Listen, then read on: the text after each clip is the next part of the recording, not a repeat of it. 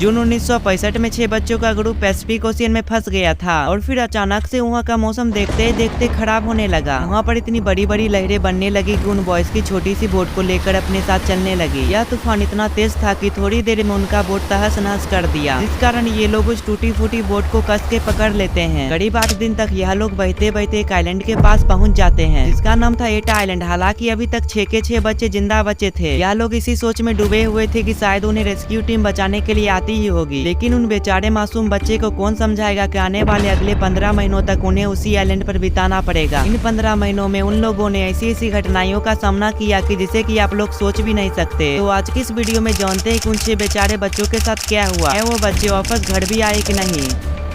अगर मैं इन 6 बच्चे के बारे में बात करूं तो इनमें सबसे बड़ा था 16 वर्ष का सियोने फेटाओ, और इनके बाकी साथियों के बारे में बात करूं तो स्टीफन, कविता, फटाई लाटू, कोलो फेटाओ, मोने सियोने फेलिपी टटाओ। इनके ग्रुप का सबसे छोटा लड़का तेविता, जो कि मात्र 13 साल का था। यह लोग सेंट एंड्रयू वास एंजेलिकन बोर्डिंग स्कूल में पढ़ा करते थे, जो कि टोंगा टपाओ का लार्जेस्ट सिटी नोकू अलुफा में है। एक दिन यह लोग अपने टीचर से पढ़ते पढ़ते परेशान हो गए थे। इसके चलते यह 6 बच्चों ने डिसाइड किया कि यह लोग अपने बोर्डिंग स्कूल से भाग जाएंगे, एक बोट को चुराकर, जिसको यह लोग आगे जाकर फिजी या न्यूजीलैंड में जाकर बेच देंगे। इन लोगों ने तो पहले से ही डिसाइड करके रखा था ये लोग किसका बोट चुराएंगे। दरअसल यह बोट एक मछुआरे का था कि जो कि इन लोगों के स्कूल के बगल में ही रहता था, मिस्टर तेनीला ओहिला। दरअसल इस आदमी का व्यवहार इन बच्चों के खिलाफ अच्छा नहीं था, और यही वो वजह रहा कि बच्चों ने इन्हीं का बोट चुराने के लिए चुना था। बच्चे इस बात को अच्छी तरह से जानते थे कि उनके लिए यह जर्नी आसान होने वाली नहीं है, लेकिन उनका मानना यह भी था कि यह जर्नी उनके बोर्डिंग स्कूल से बेहतर ही होने वाली है। उसी दिन यह बच्चे हल्के शाम के वक्त अपने स्कूल से निकलते हैं। उसके बाद वह लोग उस मछुआरे से कुछ देर के लिए उनका बोट उधार पर ले लेते हैं और फिर वहाँ से निकल पड़ते हैं। हालांकि उन बच्चों को उस टाइम किसी ने भी नहीं देखा था स्कूल से जाते हुए। उनके पास खाने के लिए 2 दर्जन बनाना थे और कुछ कोकोनट और एक गैस वार्नर था। उन लोगों ने तो यह तक सोच लिया था कि उनके पास पूरा समुंदर होगा मछली पकड़ के खाने के लिए, इसीलिए वह लोग स्कूल से चलते टाइम बस इतना ही खाना लेके चले थे। हालांकि दोस्तों ये लोग थे तो बच्चे ही, इसीलिए मजे मजे के चक्कर में ये लोग अपने साथ कोई सा भी मैप या कंपास को लाना तो भूल ही गए थे, और फिर यही गलती आगे चलकर उनकी जिंदगी का सबसे बड़ा गलती साबित होने वाली थी। इनका मजे मजे में किया गया एडवेंचर तो शुरू में अच्छा ही चल रहा था, लेकिन आगे चलकर इनका यही एडवेंचर इतना खतरनाक बन गया जिसे कि आप लोग सोच भी नहीं सकते। क्योंकि उस रात ये बच्चे बहुत ही बड़ी गलती कर बैठे थे। उस रात ये बच्चे बहुत ही गहरी नींद में सो गए थे, और फिर उसी रात जोरों की हवाएं चलने लगी और मौसम भी धीरे धीरे खराब होने लगा। तभी इस तेज लहरों ने बोट को इधर से उधर करने लगा। इन खतरनाक लहरों को देखकर बच्चे लोग डरने लगे। तभी बोट को वापस ले जाने के लिए डेविड ने बोट का मेन सेल को ओपन किया। तभी तेज हवाओं ने उसको भी टुकड़ों में फाड़ दिया। सारे बॉयज धीरे धीरे बहुत ही ज्यादा स्ट्रगल करने लगे इस बोट को वापस ले जाने के लिए। उन बच्चों ने बोट के रडर को लहरों के अपोजिट साइड भी घुमाने की बहुत कोशिश की, लेकिन समुद्र की लहरें इतने ज्यादा तेज थे कि उन्होंने बोट के रडर को भी तोड़ डाला। दरअसल ये रडर बोट के डायरेक्शन को चेंज करने में काम आता है, लेकिन इस समय वो भी टूट गया था, जिस कारण यह लड़के ना चाहते हुए भी अपने घर नहीं जा सकते थे। समुद्री तूफान ने उनके बोट को पूरा तहस नहस कर दिया, जिस कारण वे लोग 8 दिन तक उसी समुद्र में घूमते रहे। यह लोग जो खाना लाए थे वो पहले ही खत्म हो गया था, जिस कारण वे लोग नारियल के छिलके में बारिश के पानी को स्टोर किया करते। हालांकि ये लोग मछली पकड़ने का भी खूब कोशिश किए, लेकिन एक भी मछली को नहीं पकड़ पाए। यह लोग जो नारियल के छिलके में पानी को इकट्ठा करते थे वो इतना कम होता था कि एक टाइम सुबह और एक टाइम शाम को ही पीने के लिए मिलता था। यह लोग करीबन 8 दिन तक समुद्र में भटकते भटकते एटा आइलैंड के पास पहुँच गए थे। जब इस आइलैंड को उन बच्चों ने देखा तब उन्होंने सोचा कि अगर हम इस आइलैंड पे नहीं उतर पाएंगे तो आगे कोई जमीन मिल भी पाएगी कि नहीं। तभी उन बच्चों ने अपने बोट को जैसे तैसे कर उस आइलैंड तक पहुंचाने की कोशिश किया, लेकिन इनकी बोट एक बड़े से चट्टान में जाकर टकरा गया, इस कारण उनका बोट पूरा तहस नहस हो गया। और फिर बच्चे वहां से तैरकर उस आइलैंड के पास पहुंच जाते हैं। यह बच्चे जब उस आइलैंड पे पहुंचते हैं तो बहुत ही ज्यादा घबराए होते हैं, इसीलिए उन्होंने केप को खोजा और चैन की सांसें ली। सियोने फेटाओ और स्टीफन, जो कि इस ग्रुप के सबसे बड़े मेंबर थे, इसीलिए ये दोनों ग्रुप का लीडरशिप अपने आप में बांट लेते हैं, जहाँ पर ये दोनों सर्वाइवर का इंटरेक्शन और गाइडलाइंस देता था। हम लोग इस आइलैंड पर अपनी जिंदगी को कैसे जी सकते थे। यह बच्चे रोज भगवान से प्रार्थना करते थे कि शायद इन्हें कोई बचाने के लिए वहाँ पे आ जाए। हालांकि इन बच्चों ने लीडरशिप का काम अपने आप में बांट लिया था, लेकिन इन बच्चों के पास सर्वाइवर का दिमाग थोड़ा सा भी नहीं था। इन सभी में से सियोने ही कुछ सर्वाइवल का ट्रिक जानता था, क्योंकि उसके पिताजी ने उसे बचपन में ही बताया। जिस आइलैंड पर वे लोग रह रहे थे वो माउंटेन और रॉकीज आइलैंड था। इस पर बहुत सारे पैनी क्लिप्स भी थे, और इन बच्चों ने पेनी क्लिप्स के मदद से अपना एक बैटरी भी बनाया ताकि रात में इन्हें सोने के समय थोड़ी सी भी प्रोटेक्शन मिल सके। इन्होंने स्टिक और स्टोन से पेड़ में छोटे छोटे गड्ढे भी बनाए ताकि वे लोग बारिश के पानी को इकट्ठा करके रख सके। लेकिन इस प्रोसेस में 4 से 5 दिन लग जाते थे जितना वे लोग पानी को पी सके। यह लोग वहाँ के पहाड़ों पे चढ़ा करते थे ताकि वे लोग वहाँ के सी बर्ड्स को पकड़ सके, न कि सिर्फ खाने के लिए, पीने के लिए भी। जी हाँ दोस्तों, वो लोग सी बर्ड्स का खून को पीते थे अपने पानी की कमी को पूरा करने के लिए। इस टाइम तो उनके पास कोई आग का स्रोत भी नहीं था जिसमें वो लोग सी बर्ड्स को पका के खा सके, इसीलिए वे लोग सी बर्ड्स को कच्चा ही चबा के खा जाते थे। लेकिन यह लोग आग को जलाने के लिए हर रोज प्रयास किया करते थे, लेकिन इन्हें हर रोज नाकामयाबी ही मिलती थी। यह बच्चे लोग 2 सूखे हुए लकड़ी को आपस में घसा करते थे ताकि उनके घर्षण से उन्हें आग का स्रोत मिल पाए, लेकिन हर रोज इनको नाकामयाबी ही मिला करती। यह लोग जानते थे कि एक आगे है जो कि इनकी सर्वाइविंग में पूरी तरह से हेल्प कर सकता है, यानी कि बोले तो इन लोगों को आग का महत्व पूरी तरह से मालूम था, इसीलिए वे लोग हर रोज उस आग को जलाने के लिए कोशिश किया करते थे। यह बच्चे बिना बताए हुए भी जंगल के अंदर कई बार चले जाते थे, फिर वहाँ से रोककर उसी ग्रुप में वापस आ जाते थे। यहाँ तक कि इन बच्चों में रोज लड़ाई झगड़ा भी हुआ करता था कि हम लोग तुम्हारी वजह से यहाँ पे आके फंस गए, लेकिन फिर यह लोग एक दूसरे को मना भी लेते थे और एक साथ हो भी जाते थे। होलो इन सभी में से सबसे छोटा लड़का था। एक दिन उसने कुछ खराब तारे को भी इकट्ठा किया जो कि उनको उस टूटे हुए बोट से मिला, कुछ लकड़ी और कुछ कोकोनट को भी इकट्ठा किए। इन सभी को मिलाकर उन लोगों ने गिटार को बनाया जिससे वे लोग हर रोज बजाया भी करते थे और नए नए गाना भी बनाया करते थे। यही वो ऐसा दिन था कि करीबन 6 महीनों के बाद वो बच्चे बहुत खुश हुए। वह लोग जिस कठिनाइयों का सामना कर रहे थे उस पर एक गाना भी बनाया जो कि ये रहा।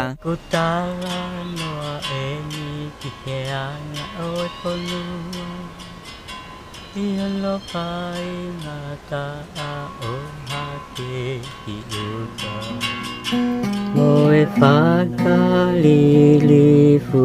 oe ongo mo'ongo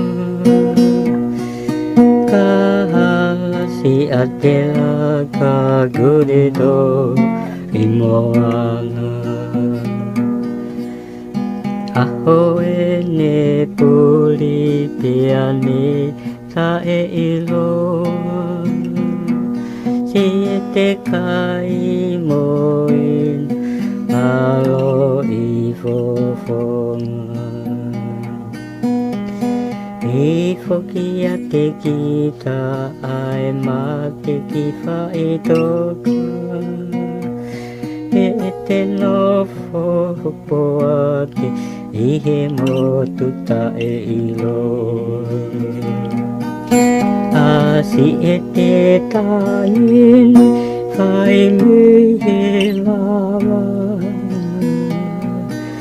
Kakoloto sia utu tene hagea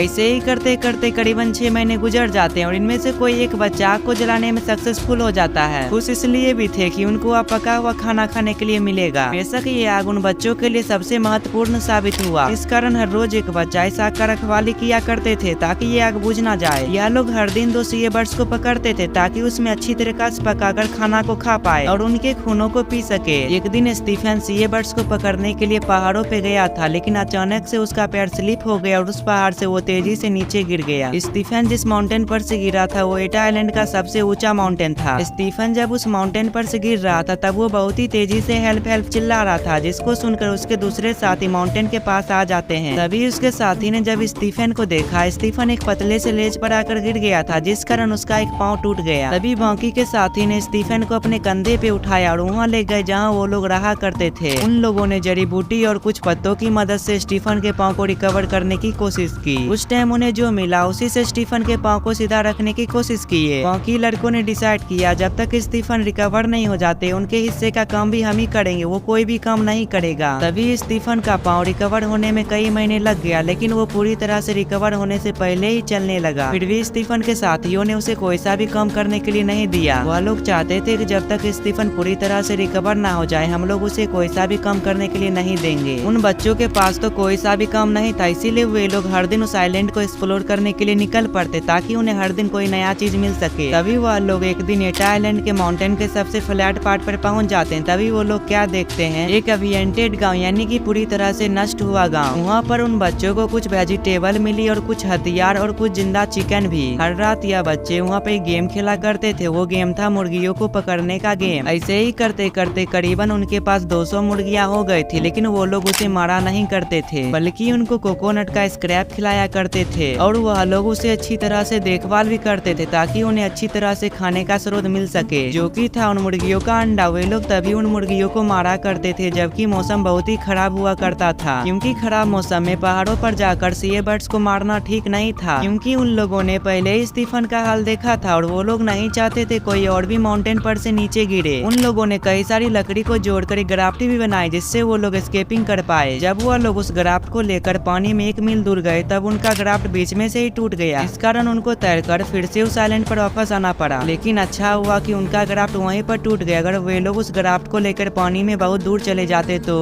उनको वहाँ बिना कंपास और मैप के सर्वाइव करना बहुत मुश्किल हो जाता और इन लोगों को समुद्र के बीचों बीच फंसे रहने के कारण जाने भी जा सकती थी। ऐसे ही करते करते 1 साल बीत गए थे और उन लोगों ने रेस्क्यू की सारी होप को छोड़ दी थी। शायद उन्होंने एक्सेप्ट कर लिया था कि बाकी की जिंदगी हमें इसी आइलैंड पर बितानी होगी, इसीलिए उन लोगों ने अपना एक परमानेंटली घर बनाया और वहाँ पे वेजिटेबल को भी उगाने लगे। इन बच्चों ने अपना 2-2 का टीम बना लिए थे ताकि वो लोग उस आइलैंड पर अलग अलग होके काम कर सके, जैसे कि वेजिटेबल को उगाना या फिर गार्डन को लगाना, मुर्गियों को दाना देना या फिर आग को जलाए रखना। यह बच्चे हर रोज एक्सरसाइज भी किया करते थे इस डर से ताकि हम लोग आलसी ना हो जाए, क्योंकि इन बच्चों को यह एहसास हो गया था कि इस तरह के आइलैंड पर आलस रखना यानी कि मौत को दावा देना। उन बच्चों ने झाड़ियों की मदद से वहाँ पर बैडमिंटन का कोर्ट भी बनाया था जहाँ पर वो लोग बैडमिंटन का टूर्नामेंट भी किया करते थे। एक दिन जब वह बच्चे आइलैंड को एक्सप्लोर कर रहे थे तब उन्हें आदमी की हड्डी भी मिली वहाँ पर। इन हड्डियों को देखकर उन्होंने यह सोचा कि शायद ये हड्डियाँ उन्हीं लोग की होगी जो कि इस आइलैंड पर आकर फंस गए होंगे। उन हड्डियों के ढांचे को देखकर वो लोग बहुत ही ज्यादा डर गए थे। वो लोग भी सोचने लगे कि शायद हमारे साथ भी ऐसा ही होने वाला है, जिस कारण वे लोग भगवान से प्रे करने लगे कि भगवान हमारे साथ ऐसा नहीं होना चाहिए, प्लीज हमें यहाँ से रेस्क्यू करवा दो। तभी शायद भगवान ने इनकी प्रे को सुन लिए। दूसरी तरफ पीटर वार्नर जो कि एक एडवेंचर पे निकले हुए थे। अगर मैं आपको पीटर वार्नर के बारे में बताऊं तो आर्थर वार्नर के सबसे छोटे बेटे थे, जो कि उस समय ऑस्ट्रेलिया के सबसे पावरफुल इंसानों में से एक थे, जिस कारण यह अपने पीटर बेटे को भी अपने जैसा बनाना चाहते थे। दूसरी तरफ पीटर का सोच तो अपने पापा से बिल्कुल अलग था। वो तो हमेशा से एक मछुआरा बनना चाहता था। इसी कारण शायद यह एक दिन अपने सपने को पूरा करने के लिए एक बड़े से बोट को लेकर एडवेंचर पर निकल पड़ते हैं। सन 1966 में पीटर एक दिन मछलियाँ पकड़ के अपने घर वापस जा रहे थे। इसी बीच पीटर एटा आइलैंड के पास से गुजर रहा था, जिस कारण पीटर के बोट में लगे कुछ मशीनों ने एटा आइलैंड पर आदमियों का आवाज को कैप्चर किया। तभी पीटर ने इस बात को पूरी तरह से इग्नोर कर दिया, क्योंकि उसने सोचा था कि इस आइलैंड पर ढेरों सारे सीए बर्ड्स रहते हैं, आदमी कहाँ से आएंगे। लेकिन फिर पीटर उस आइलैंड पर जाने का डिसीजन लिया कि शायद वहाँ पर कोई आदमी है भी या नहीं। तभी जब पीटर उस आइलैंड के पास गए तो तब उन्होंने वहाँ पे आग के धुएं को नोटिस किए। फिर पीटर को लगा उस आइलैंड पर कोई ना कोई जरूर है, इसीलिए वो डर से उस आइलैंड पर नहीं गया, क्योंकि उसने अपने शहरों में ऐसी बहुत सारी कहानियां सुनी है कि जेल से भागे हुए कैदी ऐसे आइलैंड पर रहा करते हैं। दरअसल यह पहली बार नहीं था कि कोई शिप उस आइलैंड के पास से गुजर रहा हो, बल्कि ऐसे 4 शिप को उन बच्चों ने अपनी आंखों से उस आइलैंड से गुजरते हुए देखा था, क्योंकि जब तक वह बच्चे उन शिपों के पास पहुंचते थे तब तक वह शिप वहां से चला जाता था। लेकिन उस दिन भी इन बच्चों ने जस्ट डेविड को उस आइलैंड के पास से गुजरते हुए देख लिया था। तभी वह बच्चे देरी न करते हुए पानी के अंदर छलांग लगा लेते हैं और तैरकर उनके शिप के पास पहुंच जाते हैं। तभी उन बच्चों ने बड़े परफेक्ट तरीके से इंग्लिश में पीटर से बात किया। उन्होंने पीटर को बताया, हम करीबन 15 महीने पहले अपने बोर्डिंग स्कूल से भाग गए थे और इस आइलैंड पर आकर फंस गए। पीटर जब उन बच्चों की बातें सुने तब तो उन्हें यकीन भी नहीं हुआ कैसे ये बच्चे 15 महीनों तक इतने खतरनाक आइलैंड पर सर्वाइव किए। तभी पीटर इस बात को कंफर्म करने के लिए टोंगा टपाओ के स्कूल में मैसेज भेजा कि मुझे इस आइलैंड पर 6 बच्चे मिले हैं जो कि बिना कपड़े के, जिनका बाल बहुत ही बड़े बड़े हैं और उनका कहना है कि वो करीबन 15 महीने पहले अपने बोर्डिंग स्कूल से भाग गए थे। दूसरी तरफ वह बच्चे शिप पर ठहरे रहकर सोच रहे थे आज वो अपने घर जा भी पाएंगे कि नहीं। करीब 20 मिनटों के बाद रेडियो से एक आवाज आता है। एक ऑफिसर पीटर को बोलता है कि अरे वाह, वो लोग तुम्हें मिल गए तो बहुत ही बड़ा करिश्मा हो गया। सबने तो यह सोचा था वो लोग मर चुके हैं। अगर वे बच्चे वही है तो जल्द से जल्द उसे यहाँ लेके आओ। टोंगा टपाओ जाने के बाद वे बच्चे अपने अपने घर चले जाते हैं। आई होप दोस्तों आज का ये डॉक्यूमेंट्री वीडियो आपको अच्छा लगा होगा। अगर अच्छा लगा तो वीडियो को लाइक और चैनल को सब्सक्राइब जरूर करें।